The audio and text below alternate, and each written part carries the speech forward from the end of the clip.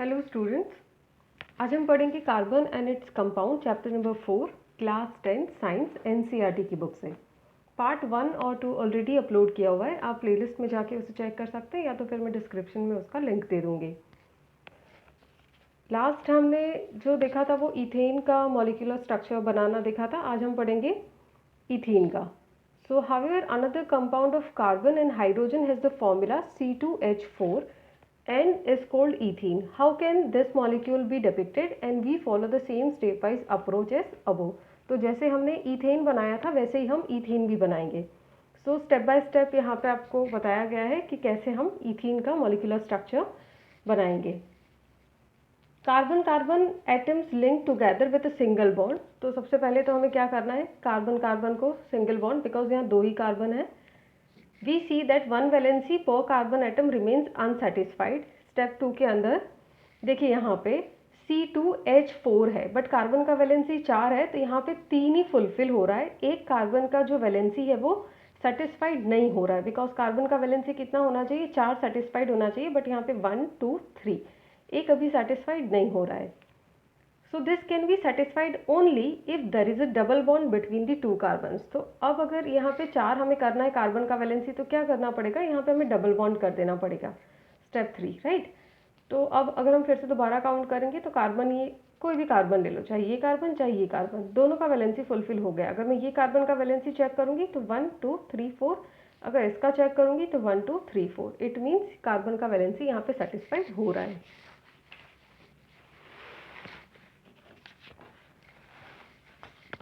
The electron dot structure for ethene is given in figure 4.7. तो यहाँ पे ethene का स्ट्रक्चर दिया गया है। Yet another compound of hydrogen and carbon has the formula C2H2 and is called ethyne. Can you draw the electron dot structure of ethyne? How many bonds are necessary between the two carbon atoms in order to satisfy their valencies? Such compounds of carbon having double or triple bond between the carbon atoms are known as unsaturated carbon compounds and they are more reactive than the saturated carbon compounds. I hope आपको कुछ पता नहीं चला होगा। अब हम draw करके देखते हैं कि ये क्या कहना चाहते हैं। देखो, मैं तीनों को यहाँ पे कंपेयर करके बता रही हूँ तो आपको ये बहुत इजीली समझ में आ जाएगा। सबसे पहले मैं यहाँ पे इथेन ड्रॉ करूँगी। Carbon carbon single bond, right. Carbon double bond carbon, so ethene. Carbon triple bond carbon, ethyne हो गया, ठीक है। अभी मैंने पहले ही कहा कि कार्बन का वैलेंसी कितना सेटिस्फाइड करना है, 4। सो 1 2 3 4, 1 2 3 4, और यहाँ पे आप हाइड्रोजन लिख दीजिए 1 2 3 4 5 6। इसका मॉलिक्यूलर स्ट्रक्चर क्या बनेगा, तो कार्बन कितने हैं टोटल, C2, 1 2 C2 लिख देना है, ठीक है। और हाइड्रोजन कितने हैं, सो 1 2 3 4 5 6, तो 6 हाइड्रोजन लिख देना है। ये क्या हो गया, इथेन हो गया ये, ठीक है। अब देखिए यहाँ पे वैलेंसी 4 सेटिस्फाइड करना है, ठीक है। सो 1 2 3 4, 1 2 3 4, यहाँ पे हम लिख देंगे हाइड्रोजन। इसका स्ट्रक्चरल फॉर्मूला हो गया, मॉलिक्यूलर फॉर्मूला बनेगा C2H4। कार्बन 2 है और हाइड्रोजन 4 है, नाम हो जाएगा इसका इथीन, ठीक है। यहाँ पे देखिए 1 2 3 ऑलरेडी है, सिर्फ एक ही लिखूंगी तो 4 हो गया। हाइड्रोजन यहाँ पे भी ऑलरेडी 1 2 3 है, सो 4। अब यहाँ पे कार्बन कितने हैं, 2, हाइड्रोजन कितना है, 2, और नाम क्या हो जाएगा, इथाइन, ठीक है। ये आल्केन है, ये आल्कीन है, ये अल्काइन है। इसमें सिंगल बॉन्ड होगा, इसमें डबल बॉन्ड होगा, इसमें ट्रिपल बॉन्ड होगा। ये सैचुरेटेड है, ये अनसैचुरेटेड है, ये भी अनसैचुरेटेड है, ठीक है। सैचुरेटेड में सिंगल बॉन्ड होगा, अनसैचुरेटेड में डबल या ट्रिपल बॉन्ड होगा। अभी लास्ट लाइन फिर से मैं रीड कर रही हूँ। कार्बन हैविंग डबल और triple bond between the carbon atoms are known as unsaturated hydrocarbons and they are more reactive than the saturated carbons और कंपाउंड्स। तो ये जो दोनों होंगे ये ज़्यादा रिएक्टिव होंगे, ठीक है, किससे, सैचुरेटेड से, मीन्स ये लेस रिएक्टिव होंगे और ये मोर रिएक्टिव। ये बहुत इंपॉर्टेंट है, बहुत सिंपल है। इसका ये क्वेश्चन भी बन सकता है कि difference between saturated and unsaturated hydrocarbons. तो यहाँ पे हम क्या करेंगे, ये सैचुरेटेड हाइड्रोकार्बन्स हो गए और ये अनसैचुरेटेड हाइड्रोकार्बन्स हो गए। वैसे ही हम आगे भी लिख सकते हैं प्रोपेन का, ब्यूटेन का, पेंटेन का। मीथेन में पॉसिबल नहीं होगा बिकॉज मीथेन में सिर्फ एक ही कार्बन होता है, तो मीथेन के अंदर मिथीन मिथाइन नहीं बन सकता, ठीक है ना। तो ये बना दिया मैंने मीथेन। मीथेन जो है वो फर्स्ट मेंबर है हाइड्रोकार्बन सीरीज़ का, मीन्स अल्केन सीरीज़ का। ये मीथेन है और उसके बाद ईथेन आता है। मीथेन में सिर्फ एक कार्बन है और ईथेन में 2 कार्बन। वैसे ही प्रोपेन में 3 होते हैं, ब्यूटेन में 4 होते हैं, जो हम आगे अभी पढ़ने वाले हैं। ये डॉट स्ट्रक्चर है, ये भी देख लेते हैं। डॉट स्ट्रक्चर में भी कुछ नहीं है, जो सिर्फ उसके आउटर मोस्ट ऑर्बिट के इलेक्ट्रॉन्स हैं वो डिपिक्ट किए हुए हैं। अब देखो ये कार्बन है, कार्बन की आउटर मोस्ट ऑर्बिट में कितने इलेक्ट्रॉन होते हैं, तो 4। सो 1 2 3 4। हाइड्रोजन के पास कितना होता है, तो सिर्फ एक ही होता है, तो 1 यहाँ पे हाइड्रोजन का, ये हाइड्रोजन का 1 लिखा है, ठीक है। अब यहाँ पे दूसरा वाला कार्बन, तो कार्बन के कितने होंगे फिर से, तो 4, 1 2 3 4। और हाइड्रोजन के पास एक एक होता है, तो ये डॉट में बताया हुआ है एक एक। अब हाइड्रोजन को उसकी जो आउटर मोस्ट ऑर्बिट है, वैलेंस ऑर्बिट है, वो कंप्लीट करने के लिए कितना और चाहिए, तो एक और चाहिए, तो वो एक कार्बन के इलेक्ट्रॉन से शेयर कर लेगा। तो हाइड्रोजन के पास 2 हो गए, इस वजह से ऐसा राउंड बताया गया है। मीन्स हाइड्रोजन ने उसका जो ऑर्बिट है वो कंप्लीट कर लिया है। वैसे इसने कंप्लीट कर लिया है। अब कार्बन के पास ऑलरेडी 4 है, तो उसको 4 और चाहिए।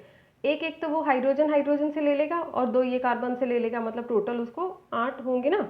सो 1 2 3 4 5 6 7 8। वैसे ये कार्बन का भी हो जाएगा, 4 तो उसके अपने हैं, 2 उसने कार्बन से ले लिए, एक एक हाइड्रोजन से ले लिया, तो उसका जो वैलेंस ऑक्टेट है मीन्स वो कंप्लीट हो गया, ठीक है। तो ये जो इलेक्ट्रॉन डॉट स्ट्रक्चर है, ऐसा आप किसी का भी लिख सकते हो, मीथेन का, इथेन का, प्रोपेन का, जिसका भी पूछे एग्जाम में लिख सकते हैं। हम आगे प्रैक्टिस भी करेंगे जो एक्सरसाइज में दिए गए होंगे उसकी। Now chains, branches and rings. In the earlier section, we mentioned the carbon compounds methane, ethane and propane containing respectively 1 to 3 carbon atoms. फिर से मैं आपको बताती हूँ बिकॉज ये थोड़ा सा आपके लिए कंफ्यूजिंग हो सकता है। मीथेन में क्या होगा, एक कार्बन होगा, CH4 है मीथेन, एक कार्बन, ठीक है। C2H6 है ईथेन, तो 2 कार्बन है इसमें, ठीक है, इसमें एक है। C3H8 प्रोपेन, कितना कार्बन है, 3 कार्बन, ठीक है। इसमें एक कार्बन है, इसमें 2 कार्बन है और इसमें 3 कार्बन है। इसलिए यहाँ पे कह रहे हैं कि methane, ethane and propane containing respectively 1 to 3 carbon, 1 2 and 3 carbon, मतलब मीथेन में एक कार्बन है, ईथेन में 2 कार्बन है और प्रोपेन में 3 कार्बन है। Such a chains of carbon atoms can contain many more carbon atoms, and the names and structures of 6 of these are given in the table. वैसे तो बहुत सारे होंगे बट सारे आपको यहाँ पे नहीं दिए गए हैं, सिर्फ 6 तक ही आपको पढ़ने हैं। 10th स्टैंडर्ड में आपको 6 तक ही पढ़ने हैं, बट फर्दर जब हम 11th 12th साइंस में पढ़ेंगे तब जितना हमको पढ़ना है इतना हम पढ़ सकते हैं। अब यहाँ पर देखिए टेबल बहुत ही ईजी है। Methane CH4, ethane C2H6, propane C3H8, butane C4H10, pentane C5H12, hexane C6H14। Methane में कितना कार्बन है, एक कार्बन, ईथेन में 2, प्रोपेन में 3, ब्यूटेन में 4, पेंटेन में 5 और हेक्सेन में 6। ये इसके मॉलिक्यूलर फॉर्मूलाज हैं और ये इसके स्ट्रक्चरल फॉर्मूलाज हैं, मीन्स हमने ओपन करके लिखा है। कार्बन कितना है, एक, तो एक लिख दिया, उसका 4 हाइड्रोजन है वो हमने बता दिया। वैसे इसे methane, propane, butane, pentane, hexane.